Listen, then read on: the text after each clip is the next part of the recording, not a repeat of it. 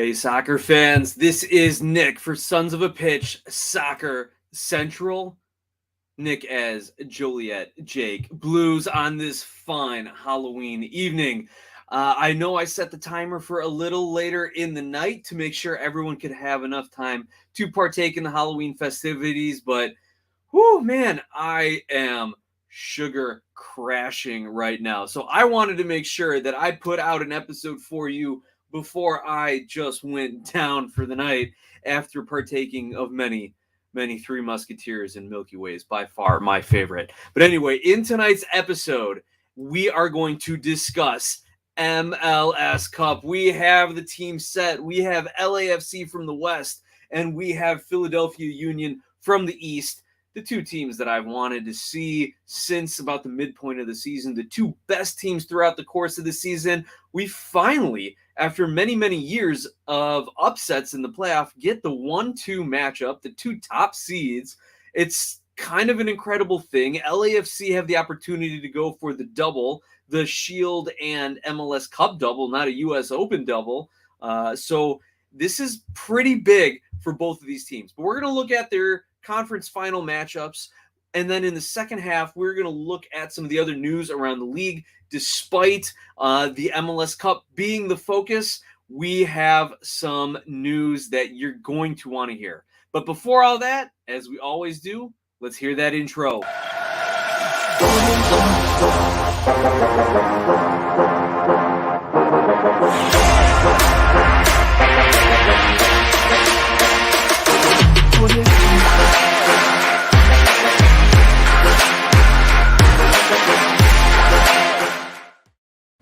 What's up, guys? Once again, this is Nick as Joliet Jake Blues here at Sons of a Pitch Soccer Central. We are kicking off the conversation a little earlier than I scheduled just to make sure that, we actually have a little energy. So have a few pieces of candy and let's dive right in. First of all, gotta say welcome to the chat. Brother BKL Contreras, our sportertainment guy. Brother BKL, sorry to hear about NYCFC not making it to the finals for you. But, man, that was a great game against Philly for sure. Also, we got Angus McCorder jumping into the chat. Great to see you as well. And as always, hope you got to enjoy some of the festivities on this Halloween night. So we appreciate you guys jumping in. And for everyone listening on the podcast, we have been doing weekly Monday night live recaps here on YouTube. So make sure that you come over to the YouTube channel and subscribe so you get those updates. And for everyone else, make sure you subscribe wherever you get your podcasts so you cannot miss any of our SOP action. Want to quick remind everyone, if you like the show and you want to support us, there's really two easy things you can do. Click like, click subscribe, click on an ad, let the ads play when you watch the video or listen to it on the podcast. Real easy way to support us, put a few pennies in our pockets that we reinvest into the show. If you really want to take the next level and support us financially, use a super thanks or a super chat via YouTube, or you can even reach out and sponsor the show. You can email us, sonsofapitchsoccer@gmail.com, or find us on Twitter at SOPsoccer. We are more than happy to discuss sponsorships with the show on social media or through the website that we are developing. And with a little extra funding, we'll be able to get it across the line. Some great early comments. Yes, BKL says he looks like a Blues brother or a Mafia gang member. Went for the Blues Brothers look today. Had a lot of fun at work in the costume contest. And Angus's reply, or maybe a head honcho of FIFA. They can be extortionists. Yeah, you guys aren't wrong in either one of those comments, but was going for Blues Brother. In my 38 years on this planet and being from around the Chicagoland area, first time I've ever donned the Blues Brothers outfit. So with that said, with the housekeeping and with those great initial comments, we need to get right into the MLS action as we recap the Western Conference final here with LAFC and Austin. And the first thing we got to do is we got to give a shout out to one of our show's longtime friends and supporters, Ramon Poblano, and his supporters group, Los Cuervos, part of the 3252. Congratulations, Ramon, and to all of your supporters out there for LAFC making it to the finals and hosting the finals. You're going to enjoy it, man. Send us some pictures if you get a chance. Let us know how the atmosphere is in the bank for the MLS Cup Final. That's got to be an insane atmosphere. Now let's take a quick look at this LAFC 3-0 victory over Austin, because the game was fun to watch, but the stats really aren't bearing out everything that the game said. So let's take a look here as we've got Rocky and Connor Knows Soccer jumping on in. Great to have you guys jumping in. Appreciate you accommodating our little change of schedule on this Halloween night. And by the way, guys, if you like Portland Timbers, and we're going to talk about Portland Timbers news in the second half, make sure you follow Rocky at Talk End to Woods, and make sure you follow Connor Knows Soccer for all sorts of additional MLS and even some English Premier League coverage that he's got going on. If you can't see that Arsenal jersey in his profile picture there. But looking at LAFC Austin, 3-0 victory. LAFC gets on the board in the first half with an Arango goal in the 29th. In the second half, they catch a bit of a lucky break. Urruti with an own goal in the 62nd minute. And then Opoku seals the deal in the 81st minute. And I think that Opoku goal was kind of indicative of the night, where LAFC absorbed pressure, countered, and just Austin could not get numbers back to defend in time. And Opoku was able to take advantage of a misstep by the defender, put the ball opposite post. Goalie had no chance on it. But let's take a look at these stats, because would you expect a team with a 3-0 victory to only have 51% possession? Maybe not. So LAFC, even though they absorbed a lot of Austin's pressure, they did have their moments on the ball. But here's the big difference, guys. What they did with that possession. LAFC had 22 shots, 10 on goal, to Austin's 7 shots with 1 on net, right? Did not have to make Maxime Crepeau, who had a very average year this year, do much work. So that is huge. And if you look at the passing, 389 and 371 passes, but LAFC with 81% passing to Austin's 74. We're going to look at some of those passing breakdowns and really show you what the game plans were for both of these teams. But for LAFC, they were really getting into these offensive zones. 11 corners, 8 crosses, 3 offsides. Austin did outduel them, but I think that's just the product of LAFC being on the attack more often. And also Austin with 3 yellow cards, indicative that, they were the ones that were on the back foot there. Not to Brad Stuver's credit, the Austin FC goalkeeper, he still had 7 saves, yet 3 balls found their way into the back of his net. So that was a tough night to be a goalkeeper for sure. Now, looking at some of the passing statistics here, we see that in the final third, LAFC completed 73% of their passes, which is above average at the very least. Usually those final third passing percentage numbers are somewhere down in the 60% range for a lot of the teams. But for Austin, it was only 48%. So you saw them desperately trying to string things together towards the end of that game. And if we go back up and take a look at some of their crosses, they still only whipped in 5 crosses. So they really got away from what happened to them in that RSL game where they ended up having 60 crosses. Maybe they went too far. Maybe it was an overcorrection. Maybe they should have tried to play a few more crosses in, at least towards the end of that game or after that second goal. And also here's the possession intervals. So you got to see some different kind of breakdowns in possession there. But looking at the expected goals, Austin never really had any good opportunities. Only a 0.3 expected goal for them, whereas LAFC had a 2.1 expected goal. Now, a lot of that is just volume. I don't think LAFC had, let's take a look at here, their highest expected goal was actually a 0.35, a 35% chance for Cifuentes. And then later on, let's see if it'll let me click on it. Yeah, that's just coming up as an own goal. But really, LAFC created their own goals, or their expected goals, by volume. Meanwhile, Austin, take a look at the shooting breakdown. And I wish they'd put the shooting breakdown with the XG. You can see Austin shots. They only had, like we said, these handful of shots. 4 in the box, 3 of them coming right in front from the center, so easier for the goalkeeper. And then 2 shots from outside the box. Not good opportunities for Austin. Driussi looked frustrated. LAFC came in with the right game plan. And guys, LAFC, best team in the West all year. They end up doing it, getting the job done. What did you guys think of LAFC's performance? What did you think about how Austin came out and what they did? Let us know in the comments while we take a quick look at some of these lineups so we can show you how this affected the game, because Austin really could not string together a lot of passes for large chunks of this game, despite them being able to have possession throughout most of the season. LAFC really demonstrated that they can play two kinds of games, that they can play a possession game and play a counterattacking game. And you see LAFC lined up in their 4-3-3, while Austin lined up in that 4-2-3-1, trying to play a possession game.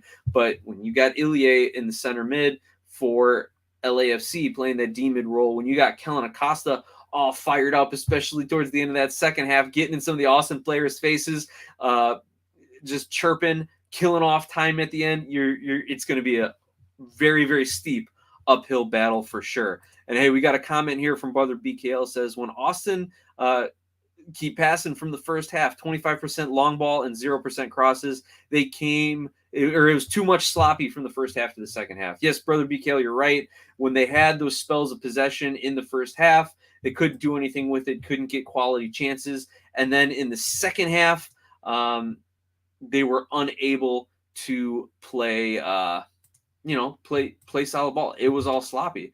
And as you can see from as I try to bring up those possession stats again, that'll confirm what BKL said, right? Here are some good stretches in the first half, couple stretches in the second half, but when it counted the last 15 minutes of the game, it was LAFC that was able to kind of kill it off and see it out there. Now let's go over to the Eastern Conference, where we saw the Philadelphia Union come from behind victory. New York City goes up in the 57th minute on a Maxime Morales goal. He had himself a great playoff run, despite NYCFC getting knocked out in the conference finals. But Philly comes back, and this 60th to 70th minute, that was the game, right? How they responded to going down a goal. Carranza in the 65th, 8 minutes after Morales scores. Then Gazdag in the 67th, 2 minutes later. Then Burke again in the 76th minute. So Philly really amped it up after going down 1-0. That is the sign of a champion. That is the sign of a team who is out for trophies. That is the sign of a team who, as they had been saying all postseason, unfinished business. They had, 9 or 11 players out with COVID protocols last playoff game against New York City last season. They wanted this game more than ever. We already got a couple comments. We got Red Bull Insider joining us in the chat. Happy Halloween, everyone. Happy Halloween, RBI. Happy Halloween, Red Bull Insider. Hope you're getting your fair share of candy. Angus McCorder says it. Philly suddenly clicked the on switch. Then the game was over. And that on switch is something that people have been critical of New York City's. Do they have it? Right? People were even saying for Philly, do they have it? Because they've been so good all season. Well, they showed it. New York City could not handle it. But let's look at some of the statistics, because the statistics, especially the possession here, are really interesting, right? 35% possession for Philly, 65% possession for New York City. I want to jump down real quick and look at those possession splits, these 5-minute splits here. Look at that. It is all City blue. Philadelphia only controlled 3 5-minute intervals. So only about 15 minutes a game did they really have possession, but it was Philly who made the most of their opportunities. And as Rocky says, NYCFC played so arrogant, happy they got slapped. Definitely a karma match. Those are some strong words from our Timbers fan there for New York City FC.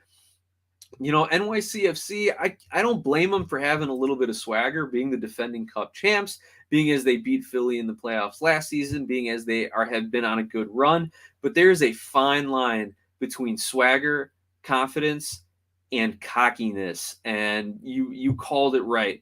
And he says as soon as Philly scored, the confidence pegged. And yeah, that took the wind out of their sails for sure. For them to give up goals within 2 minutes of each other, you're definitely right. That shows that they didn't think then at that point they could see the game out, or even at least play it out. And yeah, Rocky, if they're going to come at you, man, if those NYC fans are going to come at Portland, you come back at them. You let them know what's going on. Now, we'll see how things go in the future, because Portland it may be in a little bit of a mini restructure here, but they've got faith in Savarese to do it. And we'll see if NYCFC starts making moves as well, because they definitely have some core pieces in place too. But back to this game, back to the Philly NYCFC statistical game. Philly only had 308 passes, and they only completed 69% of their passes. That is extremely low, especially for a team to win with 3 goals. It is wild to conceptualize here. I can't even talk. It's such a crazy thing. 69% passing, 308 total passes, 35% possession, and yet you score 3 goals and win the game 3-1. Like that is insane. That is insane. It just shows me how well Philly is organized, that they had an excellent game plan to turn over NYCFC and get the opportunities. Because look at that duels. 60 duels won to NYCFC's 49. So they absolutely had a game plan for that. And if we look at our saves, 3 saves each. And as far as, are they going to put the blocks on this one, or we got to scroll down? Or block shots. Here we go. Only 2 block shots for Philly. So they were winning duels, turning over the ball. And I would suspect, and let's look at these passing numbers, I would suspect New York City did not have the ball in dangerous areas, but they still completed 81% of their passes that they attempted in the final third. So it's not like they were just dinking and dunking around in their defense, padding stats. They were dangerous, but could not get those final passes. And again, the XG should bear that out, right? Their XG, New York City, 0.06, and all very, very low chances, very low percentage chances. Philly had 1.7 expected goals, but if you look at their goals, Gazdag's goal was a 68% chance. Carranza's goal was a 29% chance, and Burke's goal was about a 40% chance. So Philly's goals came off of high quality opportunities and excellent chances. Now let's take a look at some of the comments here. Angus McCorder says, I believe in the MLS Cup. Philly's key to victory: score first and hold on. I think that's great. And that's a good segue into our matchup, because if Philly can score first, that forces LAFC to have to play their possession and offensive style, which we've seen them do, rather than say, hey, let's try to counterattack and get the first goal ourselves, which we've also seen them do, and they've done both of it successfully. When you've got that talent and when you've got a depth like LAFC does, and you've got good players, good coaching, and preparedness, yeah, you can kind of say, we're going to sit back and then counter, or we're going to play some possession attacking style. You can do that. But if Philly scores first, Angus, I love that thought. If Philly scores first, that forces LAFC into their more offensive attack style of play, and then allows Philly to do what they do best: absorb pressure with their defender of the year in Glesnes and goalkeeper of the year in Blake, as well as a solid back line. And if Bedoya is healthy, he knows what he's doing. He's got that experience. So that will absolutely play into Philly's hands. The next comments we got in here, Rocky says, as of one of the statistics here, 69% passing accuracy for Philly. Nice. Thanks, Rocky. I appreciate the sentiments on that one. Hey, we got T-Mac checking in. He says, how about that Philly LAFC final? I called that weeks ago when one of the hosts was SOP was doubting. Was that me? Was I doubting that? Maybe I was doubting it a little bit, but it is the matchup that I want to see. So T-Mac, thank you for keeping me honest. Thank you for sticking with your picks and having that conviction. But this is the matchup that I want to see. I think it's the matchup a lot of people want to see. The number 1 and the number 2 seed, and not just the number 1 and the number 2 seed at the end of the season, the top 2 teams throughout the season. So this is fantastic. Good rebuttal here from Rocky to Angus's comment. Changing in the last game is risky. So Philly changing their tactics to try to score first is risky. And you're absolutely right, Rocky. But is that Philly trying to outsmart themselves and say, hey, let's change it up, nobody will expect it, or we need to stay true to what we do? So we'll see what Jim Curtin comes out with. And I think a lot of this is going to depend on the health of these players. If Bedoya is able to go for the game, and I pray he will be, that may give them a little bit of flexibility. RBI says NYCFC were really bad when it came to putting their chances away, which is crazy because of how good they've been. They had 6 goals in their first 2 playoff games, and they couldn't get it done in this one. But yeah, with that talent too, I don't remember if Eber flubbed one or if he had squandered some chances, but he really needs to take a step forward if he's going to be their primary striker next season, or if they're going to rely more on Talis Magno. Brother BKL checks in. Between the first half, NYCFC played clean and they played dirty until Carranza right to Johnson. Chapman didn't check VAR, did not give a red card. Thanks a lot. We've been lost that game. So apparently a little VAR intrigue in there as well. Alan Chapman on my worst ref list says, Rocky, I don't rate him as bad as worst ref in the league, but I don't rate him that well. And we actually are going to mention referees, the referee of the year in the second half of the show. We'll go over the season awards too. But Red Bull Insider's right. I think generally pro referees are pretty bad. T-Mac, thanks, man. It wasn't me doubting. I had faith. Whew. That's the one thing I hate to be. If I'm going to be out in public, if I'm going to be talking to you guys about this stuff, the last thing I want to be is inconsistent or hypocritical. But T-Mac also jumps in and says, 95% sure Bedoya won't be able to go during the game, which is such a shame. He had such a great year at his age, better than the last few years. Bedoya is one of those guys that gives me a little bit of faith that at my age I can still go out and start exercising again and be fit and make sure that my kids aren't beating me on the soccer field or on the basketball court or wherever it is before they need to be. So Bedoya is one of my inspirations for that. So is Johnny Bornstein, the Chicago Fire. I mean, we'll see if they actually re-sign him. I think his contract is up. Speaking of that, but T-Mac also says Carranza didn't hit his head. He grazed his shoulder. Johnson embellished. Come on. All right. 2 sides to that story. Absolutely. And then we got Rocky chiming in here. I'd stay true, but just turn it up a notch. Philly is great at multiple goals. If they score first, they'll probably score 3 or 4. Excellent analysis, Rocky, as usual with you. And then, hey, we got Junior checking in. Junior Rich Young. Hola to you, Junior. Hey, man, I know you love getting your betting picks in on this. What's your take on LAFC Philly? You got any good prop bets that you can drop in the chat you think we should be looking at? Because, I mean, first goal is always fun. Coin flip, obviously, always fun. Though I don't know if they do that with the home team in the Cup. I'll have to check the rule book. But, yeah, if anyone wants to chat any sort of betting, wagering, or anything, make sure you reach out to Junior there. And he is glad Philly Union is final bound. Me too, man. They have worked up to it. Now let's finish off the statistics here for this Philly NYCFC game. As you can see, the shot map, Philly not really getting into the most dangerous areas, but high percentage chances with those shots. That's what counts, those high percentage chances. And if we're going to look at the passing network, again, Philly not completing a lot of passes, but getting the best of their opportunities. So that is the statistics there. So now we have an LAFC hosting Philadelphia Union in the final.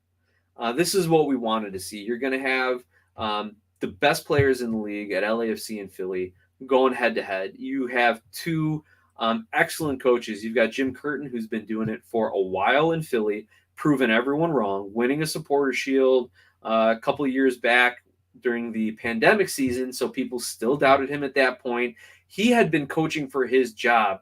I think he had something like 4 one-year deals in a row with Philly. They just didn't want to go long-term with him. And credit to Curtin, because every time ownership, management would start signing different players and want to play a different style, Jim Curtin is like, hey, here we go. Well, all right, fine. I'll change and I'll coach to it. And he was successful with it, and now they've got it. So I love seeing Jim Curtin, who's got a little bit of history, I think, with the Chicago Fire, my hometown team. So love seeing him coaching in the final against Steve Cherundolo in his first year as an MLS head coach. Now, he had been coaching the Las Vegas Lights, the affiliate of LAFC, so he kind of knew what was going on with the organization. But to replace Bob Bradley, a legend in American soccer, like, this was a huge, huge task for him. And yet the voters picked Wilfred Nancy for Coach of the Year. So anyway, there's I think Wilfred Nancy or Jim Curtin. I'll have to go check. We'll talk about that in the second half of the show. It was Jim Curtin. There we go. I got to remember my own show notes. So that is kind of the coaching matchup there. So I love to see it. I love to see these guys coaching and to see Glesnes, Blake, Bedoya, hopefully Bedoya, as well as Kai Wagner, and I'm blanking on the other center back for Philly, seeing them deal with the likes of Arango, Poku, and Vela, who I hope is 100% to go, right? That is going to be an excellent matchup. And then seeing Gazdag and Ura and Flock trying to counter against Acosta and Ilie and Zimmerman, that is going to be just excellent matchups all over the field. I can't wait to see it. Now let's take a couple more comments and then we'll take our halftime break. RBI says, you're going to talk about Ben Olsen in Houston. We absolutely are going to talk about Ben Olsen in Houston in the second half, so stay tuned for that. Hey, we've got Yo Daddy jumping in the chat. Welcome to the chat, man. He says the LA Galaxy need Guatemala players. Last time I checked, the players suck, but they would need these players. Their goals come unexpectedly.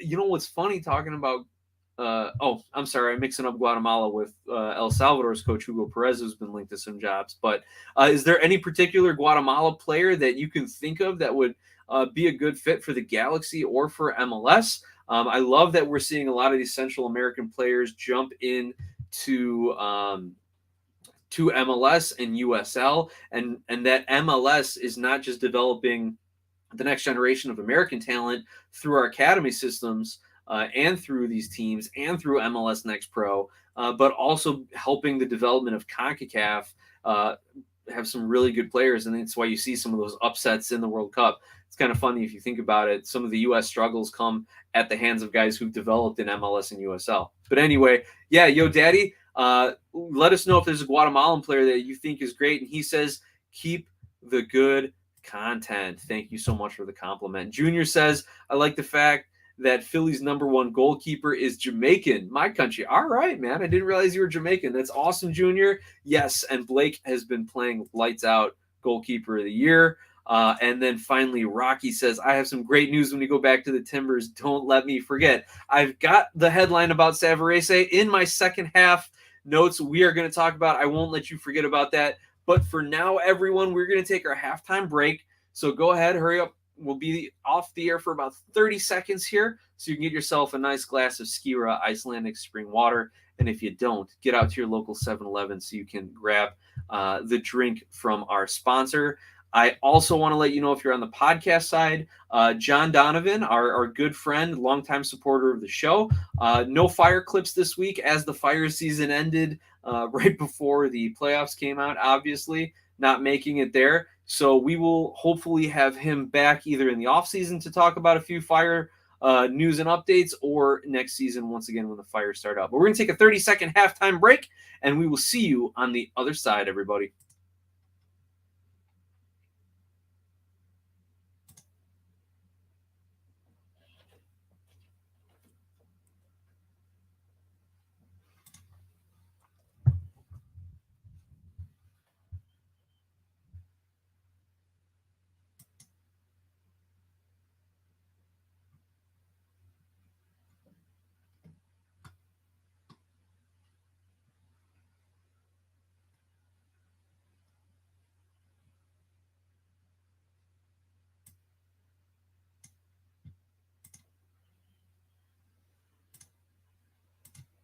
All right, we are back from our halftime break. Thank you to everyone who's stuck with us and who is just lighting up the chat.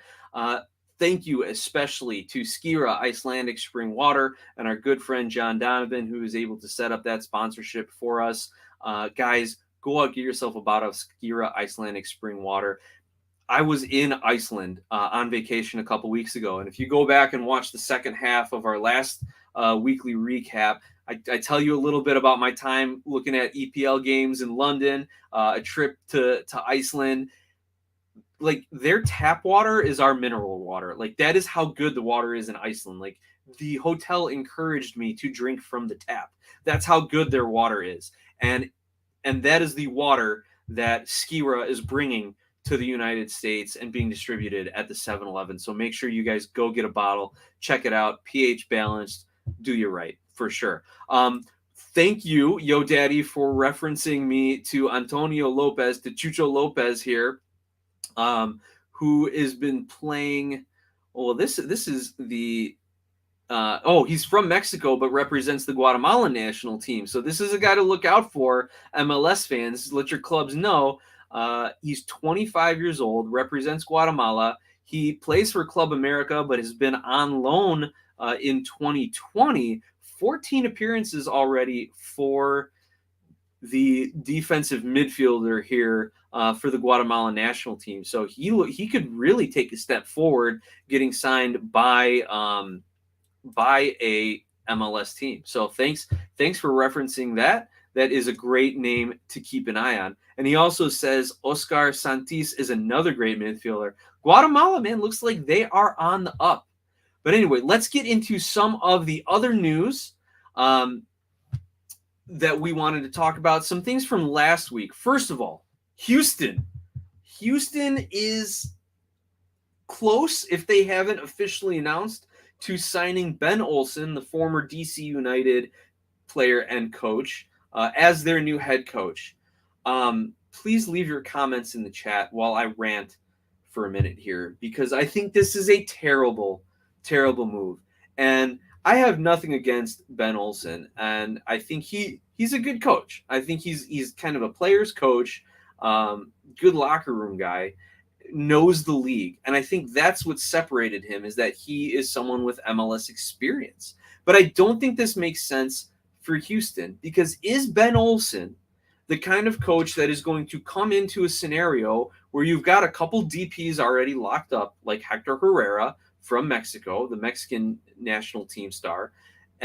You need to reset the culture. You've had 4 coaches over the last 3 seasons, and now he's the 5th coming into in this 4th season. Then he's not the culture setting kind of guy. I don't believe he's not the guy who's going to, I don't know, maybe he is the guy who's going to win the locker room over, but I don't think he's the guy who's going to build a winning culture on the field.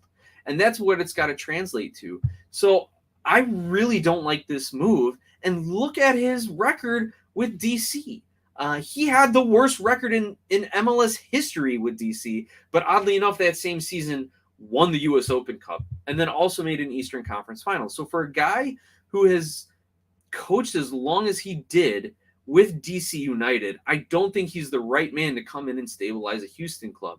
The only thing I can see is they're going to bring him in on a very short-term deal, 2 years kind of thing, and then transition him into like a front office managerial role, and then allow them to clean house for 2 years, get rid of some DPs, get rid of some contracts, bring up some academy players, and then get their coach who's going to get them on a trophy path in like 3 years. I don't know if I agree with that either, because you can turn teams around in one season in MLS if you know what you're doing and if you do it right. So I think Houston is just floundering right now, and I don't believe that this is a really, really good move for them. So let me hear what you think about them signing Ben Olsen, or really close to Ben Olsen. RBI, I know you've had thoughts. Red Bull Insider, tell me, what are your thoughts here on Olsen to Houston? You said you got some interesting takes. I'm ready for it. Brother BKL's jumping in. He's been bad through every single season with DC. I mean, why Houston didn't choose any other coaches? Think about what NYC were when they chose Ronnie Dyla, right? Like, there are other coaches out there. Like I mentioned, people were rumoring Hugo Perez, the El Salvador coach, to an MLS job. And I think a lot of the crazy like USMNT haters are like, no, he can't go to MLS because we need to fire Berhalter and bring Hugo Perez in there. I don't support that at all. But anyway, so that is the news of Ben Olsen. I don't like it, but he does have an excellent relationship with management, with Pat Onstad. So I think that's given him the edge. The next bit of news that we need to jump in on, Josef Martinez, who has been the face of Atlanta United, has supposedly scored his final goal, which just happened to be the goal of the year, with the 5 stripes. They are probably going to trade him transfer him or potentially just buy him out. All the reporting says that he will not be back with Atlanta United. It sucks to see a guy who is this good, who has that big of a personality, who is so watchable for his talent and so likable for his charisma, to end his career with Atlanta United in such terrible fashion. He's not the same player as he was before the knee injury, but he could still be a very, very good player. He got shafted by them hiring some terrible coaches with some terrible ideas, and now it just was almost a bridge too far for him to come back and play under new coaching. And they're definitely putting stock in Thiago Almada and the rest of the team that they're going to build this offseason, and they're moving on from Josef Martinez. So I hope he stays in MLS so we can watch him week in and week out. But if not, gosh, where's he going to end up? Could he go to the English Championship? Is he going to go to a middle to smaller league in Europe? You think he ends up back in South America, maybe playing in Argentina or Brazil? I don't know.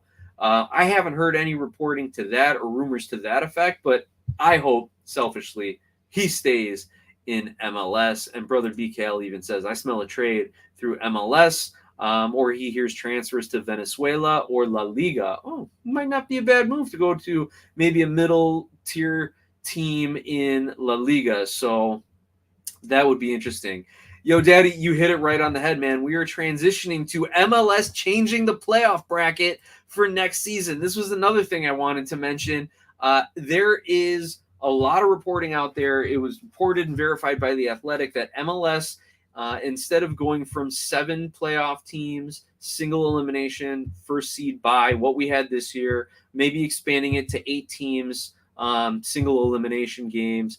They're going totally different direction here, World Cup style, tournament style, where they are going to take the top 8 seeds in the East and the West and then put them into 2 groups of 4 and then play round robin and then have the 2 teams advance out of those into a knockout round. I think this sucks. I think this is stupid. I think it's dumb. I think it's one of the worst ideas I've ever heard. I will give it a single point because they're actually thinking outside of the box and being creative with it. But I think it's dumb. I think it's stupid. And I think it's going to happen. And that's what hurts me the most. Listening to Extra Time, the MLS League podcast, talk about it. Like, you had Charlie Davies and David Goss and Andrew Wiebe all playing it up and like supporting it, but not being excited about it. So to me, that seems that's where I'll put my tinfoil Blues Brothers hat on and say the league is telling them to promote this thing because we know people aren't going to like it, but it's going to give us 20 more playoff games and more money from the Apple TV deal. So I hate it from the sense that it's a money grab. I hate it from the sense in that it completely devalues the regular season because there's no incentive for playing for home field advantage, just playing to make the playoffs, right? This is Greg Popovich, San Antonio Spurs type stuff that pissed off the fans and the league. If you finish first or if you finished 8th, it doesn't matter. You still got to play a round robin.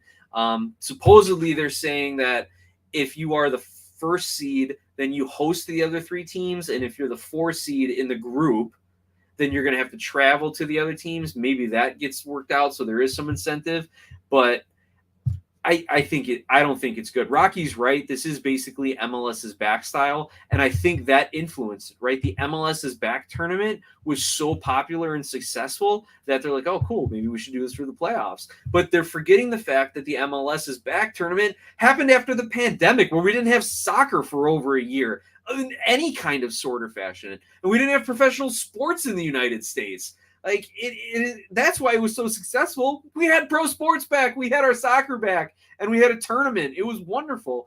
But also that tournament was to get teams ready for the regular season, not to decide the champion of the league. I think this is terrible. Also, we're seeing the league add more Leagues Cup games, Campeones Cup, exhibition matches, expanded U.S. Open Cup, all this other stuff. Now you want to add 20 more playoff games? That's insane. It's an insanely congested schedule. And unless you're going to do away with the salary cap and maybe all that extra Apple TV money is going to allow for it, then that's the only way you can really build depth out. But you can't do that because you don't have the academies in place yet for every team. You don't have the MLS Next, MLS Next Pro teams. I think this is stupid. I don't want to see it. I really want to know what the players think about this, because what would they have to play for, right? Why would they play? You already went from 2 home and home playoff games down to 1 to make it more exciting. Now you have to play 3 playoff games to advance out of a group stage to a knockout round. Like, they're going backwards in every sense of the word. I don't like it. Rocky's right. Yeah, they're getting paid for sure. Angus McCorder says, I am not for the World Cup style playoffs. Will they be separate East and West, or will they make it a mixed bag with the draw? The way I understand it, Angus, is, of the top 8 in the West are going to go in 2 groups of 4 in the West, and then the top 8 in the East will be 2 groups of 4 in the East. Thankfully, they didn't go so far backwards to move teams with higher points in one conference to the other one, right?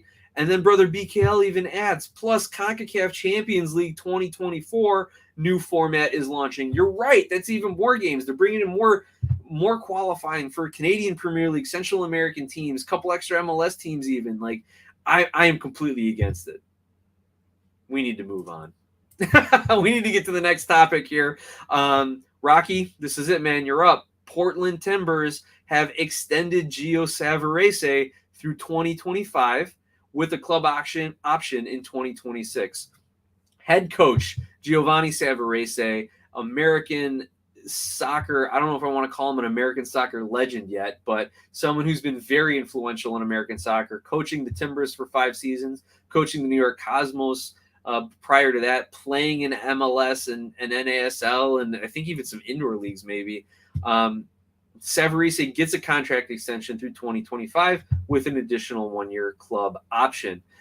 In his 5 years with the Portland Timbers, according to Wikipedia, so take it with a grain of salt, 83 wins, 45 draws, and 59 losses. So he has a 44% win percentage. Definitely a good coach. And I love that he knows how to play in the league, knows how to coach in the league, knows when his team is not at the talent level of his opponents, and adjusts his tactics and expectations for that. Knows when his team can go toe-to-toe with some of the juggernauts, and that's when they make their MLS Cup runs. Now, he doesn't have a trophy with Portland. Maybe, I can't remember. Did they win the MLS's back tournament that year? Yes, they did. So he's got the MLS's back tournament trophy for that. But no MLS. I think he's 0-2 in MLS Cup appearances. So that's what they're extending, and they're targeting a new striker. They get him some offense, they are going to go toe-to-toe with some of these teams in the West, and I love it. And here are Rocky's comments. Super happy with Gio. I love it. By the way, I think Gio Savarese has the best eyes in MLS. Like, when he gets angry and the camera cuts to him on the sideline, dude, his stare could turn you to stone. I love seeing his facial expressions and his eyes on the sideline. But Rocky's big news. Congratulations, my friend. Rocky says, I got approved for my press pass. I'll be on the pitch for all Timbers games next year. Rocky, congrats, man. That is just some great news for you. It's great to see that your content, your coverage, your passion for your Portland Timbers team has grown into being able to be on the field and covering them. So everyone, even if you don't want to follow the Timbers, but you'll be there with Rocky on the sideline when they play against your favorite teams and for all the MLS action.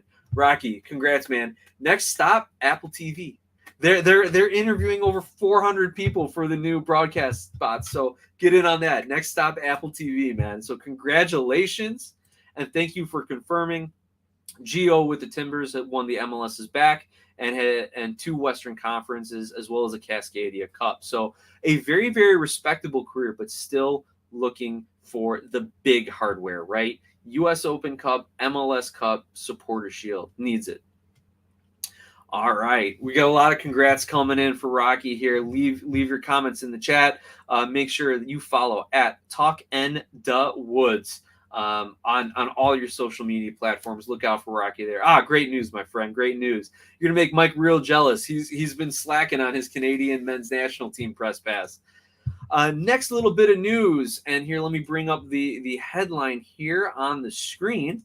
DC United, if you guys remember, had been investigated for a couple of things here, both in their coaching hiring process as well as the Taxi Fountas racism allegations. As far as the coaching process goes, it was alleged and discovered by the league that they did not follow the hiring requirements for hiring and considering minority and underrepresented coaches. DC said, look, yes, we did. We followed all of these guidelines. We followed the rules that the league has. However, the coach, one of the minority coaches withdrew their candidacy or said they didn't want to be interested in the job because they wanted to start fresh. They didn't want to bring someone in the middle of the season. And we wanted to bring someone in the middle of the season. But the MLS, the league said, nope, that doesn't count. You fell short then by not having them as a final candidate, and we are fining you $25,000 for that. So you can read all of that at MLSsoccer.com, or if you want to pause the show here and listen to it. But DC United, very political in their statement. We respect the decision. While we disagree, we respect it and we'll follow it.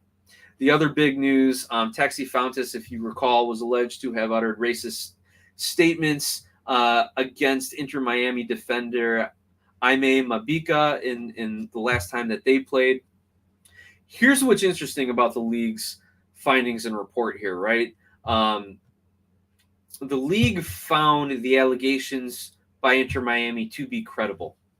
They found Fontes' response to not be credible when they investigated and spoke with him, but they could not independently confirm anything actually happened. So I don't know what, if any, discipline they are going to mete out to Taxi Fountas, but DC United, again, very political. We support that. We support the investigation. We participated in it following the claim that Fountas used racially abusive language. We appreciate and accept the findings and the conclusion that the act in question could not be confirmed. So they believe Inter Miami and their player. They don't believe Taxi Fountas, but they can't confirm it. So again, the MLS is like, well, something probably happened. And that's all we can say. They are, in this article, they said they are going to look at their policies, because that doesn't make sense how we can say something happened, but we can't take action on it. Last bit of news here, wanted to talk about with everyone the typical Inter Miami going to sign Lionel Messi rumors are back, and they are bigger than ever. They're getting legs, pardon the pun here. They're saying that Inter Miami is increasingly confident that they are in a position to sign Leo Messi. However, if you continue to read the article, Barcelona wants to bring him back. PSG wants to re-sign him. Obviously, why wouldn't these teams want it, right? Miami's ownership supportedly has had numerous meetings with Messi's father, but I guess yet to actually talk with Messi and his agent. I don't know if there's some kind of contract tampering or whatever the case is. But yeah, supposedly they are ready to sign and are confident they're going to sign 35-year-old Leo Messi. We'll see what happens. Messi's focused on the World Cup right now, despite retiring a couple times from the international game and coming back, as you know, all the great players who haven't won a major international competition do. He is back in the mix for Argentina this World Cup 2022, and I think after that, as the article suggests, he is going to make his move. Connor Knows Soccer is jumping here, saying Messi's contract with PSG ends in June. Likely he'll go back to Barcelona or re-sign with PSG. Yep, Connor, whatever you're reading is exactly what I'm reading. I think that's what's going to happen. If he's still got 1 or 2 years of high quality soccer in him, despite being 37, why would you come back to MLS? And that's, again, I'm not knocking MLS. I'm not knocking Miami, but it is a step down from La Liga, from League One, from European soccer, from Champions League, though it would be great to see him playing against some Mexican clubs in the CONCACAF Champions League, should Miami make it there.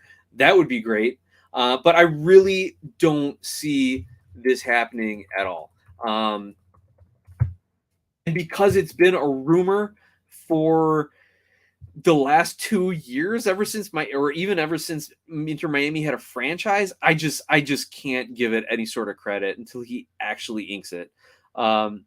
Angus McCorder says, I will believe him returning if he arrives on our shores. Yeah, you're right. If he's here at the training facility in gear, I'll believe it. But if he's just, hitting the club in Miami with David Beckham, who knows? I don't know if that's any credibility.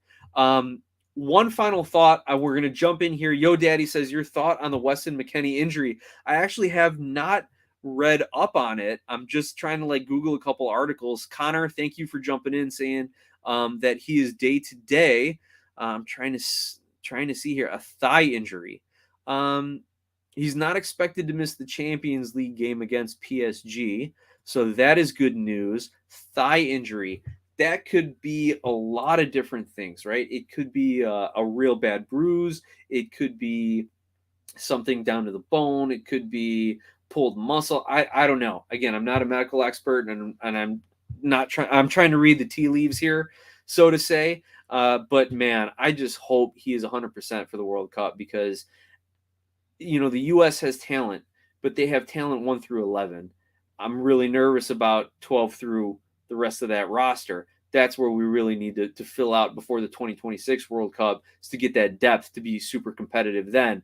But I do not think they're saying is he's got a thigh injury that he's going to miss it. If he's day to day, he's going to miss the World Cup. BKL, he's got a different thought. He thinks Weston could miss the World Cup.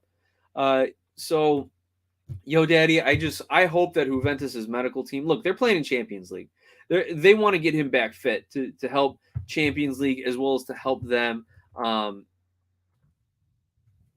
participate and play in the league table. Because, man, Juventus is sitting 7th right now in the Serie A table. They need Weston playing his best soccer. We need Weston playing his best soccer. So hopefully we can really get that up.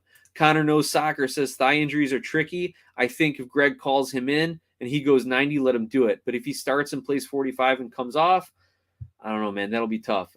You don't want to use Weston as a sub. And if you're of the mindset, well, Pulisic is our super sub now, I don't agree with that. People do.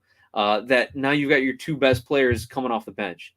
It's going to be really hard to play well.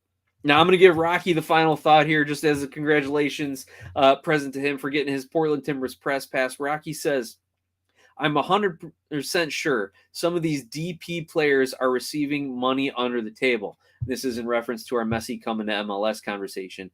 Bale, Chiellini, etc. Even Miami was hit hard with their multiple DP contracts.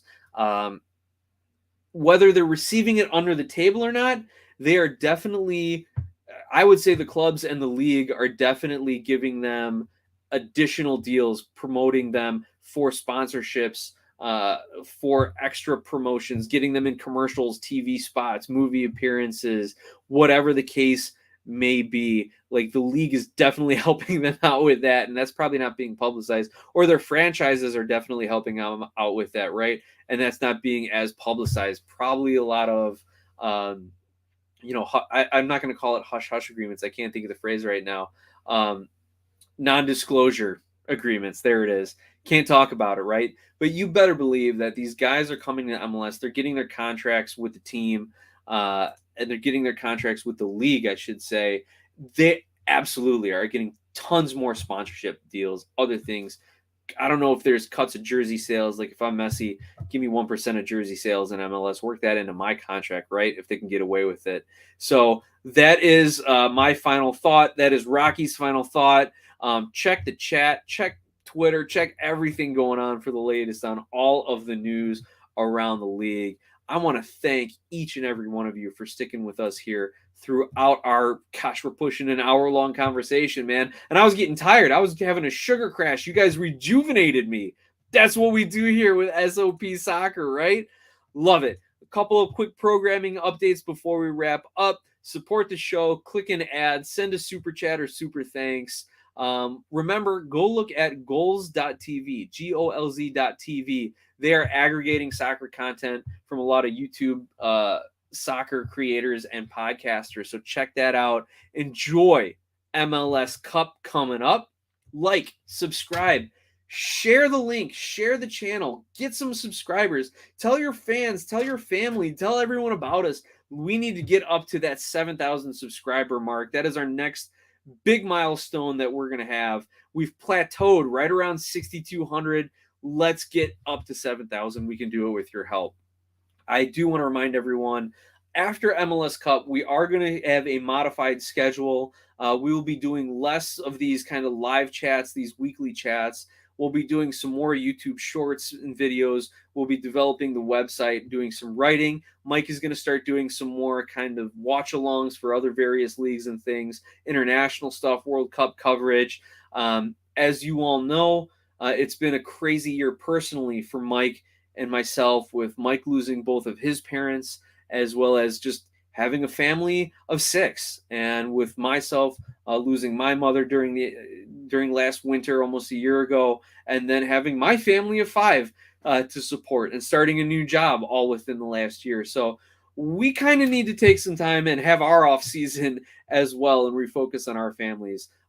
So with that, I'll let you guys go with these final thoughts from MLS. Coach of the Year, Jim Curtin. Newcomer of the Year, Thiago Almada. Comeback Player of the Year, Gonzalo Higuain. Defender of the Year, Jacob Glesnes. Goalkeeper of the Year, Andre Blake. But Pedro Gallese had Save of the Year. Goal of the Year, Josef Martinez. Young Player of the Year, Jesus Ferreira. Golden Boot winner, Hani Mukhtar. And Referee of the Year, as we teased it earlier, Ismail Elfath. I actually really like him and respect him as an official, and I love when he referees a game. So there it is, everything. Hey, Ramon Poblano jumps in here at the end, man. Great to have you. Congrats to LAFC, dude. I'm sure you're pumped, man. I can't wait to hear about your experiences there. Connor, thank you for reaching out. If there's anything, we will let you know. Guys, thank you for all jumping in. For Ramon for jumping in here, and I'm sure he's just going nuts with the LAFC and the black and gold. Give my best to Los Cuervos, man. Yo Daddy for finding us and jumping in the chat. Brother BKL, Connor Knows Soccer, Rocky at Talking to Woods, Red Bull Insider RBI, Junior Rich Young, Angus McCorder, and everyone else who's listening on the podcast side, as well as everyone else who's listening later on YouTube. Thank you all so much. Thank you to John Donovan, Skira Icelandic Spring Water, Donovan Food Brokerage. We appreciate everything you do for the show. Guys, I'm out of breath. I need to go take a nap. Actually, I'm just going to go to bed. You guys have a wonderful Halloween night. Hope you got some good candy, and we will see you after MLS Cup. Turn those notifications on so you know when we do our wrap-up show. Enjoy all that MLS Cup has to offer. Good night, everybody.